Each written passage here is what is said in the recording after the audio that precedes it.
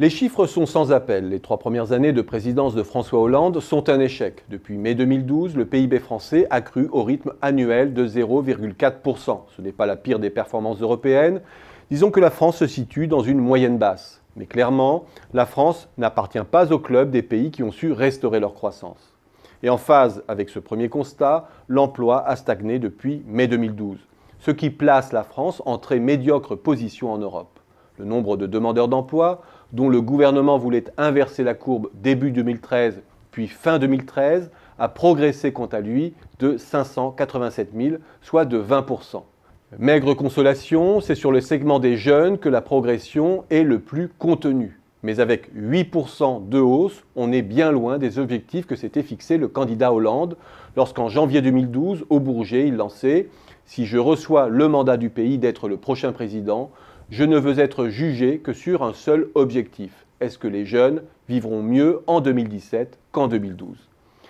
Les déficits budgétaires et commerciaux ont certes été réduits, mais ni à la vitesse espérée, ni via une reconquête des parts de marché qui serait la véritable manifestation d'une restauration de notre compétitivité. Voilà pour les chiffres. Mais ces chiffres, pour être honnête, sont aussi le reflet de la potion amère qui a été administrée à l'économie française au cours des 3 dernières années. Une première année de matraquage fiscal des entreprises et des ménages, accompagnée de mauvais signaux adressés aux entrepreneurs, à laquelle a succédé une séquence beaucoup plus favorable aux entreprises. Le bilan de François Hollande, c'est aussi ce tournant en faveur de l'offre et des entreprises dont on ne peut contester la réalité. Je ne reviens pas ici sur le paquet fiscal du pacte de responsabilité, ni sur toutes les mesures législatives qui vont plutôt dans le sens d'une facilitation des affaires.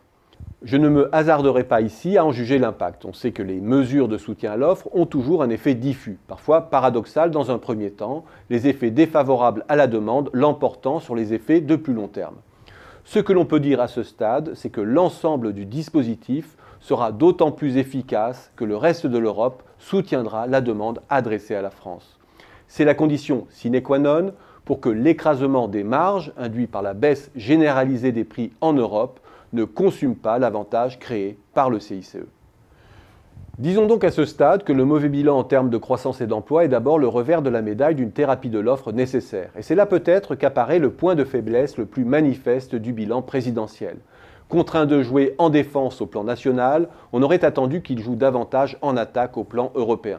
Par crainte d'apparaître comme le leader des cancres du Club Med, il s'est contenté de feinter. À aucun moment, on ne l'a vu bousculer le dogme bruxellois, prendre l'initiative d'une relance du projet européen, tenter de créer un contrepoids franco-italien face à l'hégémonie allemande, adopter une posture ferme contre la concurrence ou l'évasion fiscale en Europe, ou proposer une alternative face au traitement très contestable du problème grec.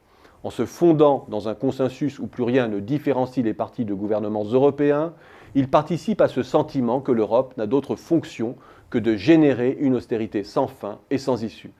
Bref, il n'a pas su faire ce que François Mitterrand a su faire en son temps, créer l'illusion que le tournant de la rigueur serait racheté par une nouvelle prospérité européenne.